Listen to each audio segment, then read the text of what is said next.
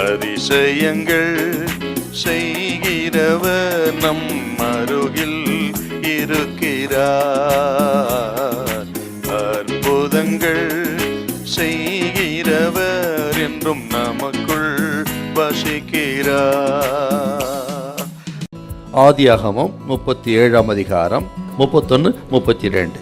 அவர்கள் யோசேப்பின் அங்கியை எடுத்து ஒரு வெள்ளாட்டு கடாவை அடித்து அந்த அங்கியை இரத்தத்திலே தோய்த்து பல வர்ணமான அந்த அங்கியை தங்கள் தகப்பனிடத்திற்கு அனுப்பி, இதை நாங்கள் கண்டெடுத்தோம், இது உம்முடைய குமாரன் அங்கியோ அல்லவோ பாரும் என்று சொல்ல சொன்னார்கள்.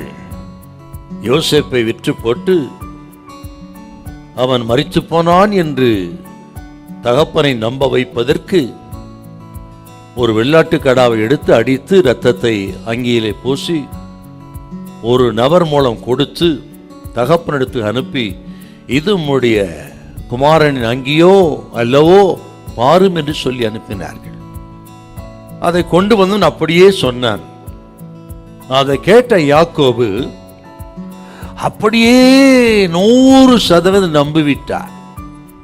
அந்த சூழ்நிலை, அவர் சொன்ன விதம் எல்லாவற்றையும் பார்த்தவர் தீவிரமா விசாரிக்காம அவர் சொன்னதுதான் சரி என்று சொல்லி அப்படியே ஏற்றுக்கொண்டு நம்பினார் பாருங்க. ஆனால் யோசேப்பு உயிரோடு தான் இருக்கிறார். இன்னொரு விஷயத்தை நம்ம பார்க்கணுங்க இந்த இடத்துல. சூழ்நிலை கொண்டு யாக்கோபு தவறான ஒரு முடிவுக்கு வந்துட்டாருங்க. அநேக சந்தர்ப்பங்களிலே நாமும் கூட சில சூழ்நிலைகளை பார்த்துவிட்டு யாரோ சொல்றதை கேட்டு பேசுறதை கேட்டு சூழ்நிலை கண்டு தவறான ஒரு முடிவுக்கு வந்து விடுகிறோம். தவறான ஒரு தீர்மானமே எடுத்து விடுகிறோம். அது வாழ்க்கையே பாதித்து விடுகிறது.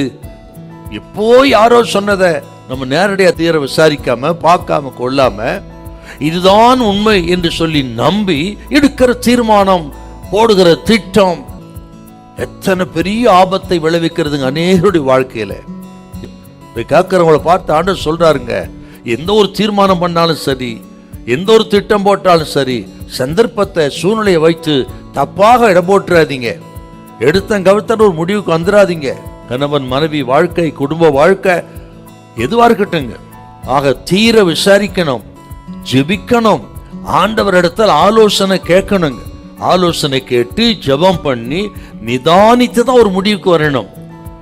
ஆண்டவர் நம்பி இருக்கிற தேவ ஜனமே, ஆண்டவரையே விசுவாசித்திருக்கிற நீங்க பல வருஷம் ஜெபம் பண்ணி கொண்டிருக்கலாம் சில காரியங்களுக்காக. கேட்கப்படலும் ஜெபத்தை நிறுத்திடாதீங்க. நிச்சயமா கர்த்தர் கேட்பார். நீங்கள் வெட்கப்பட்டு போக விடமாட்டார். உங்கள் தலை குனிந்து விட கர்த்தர் விடமாட்டார்.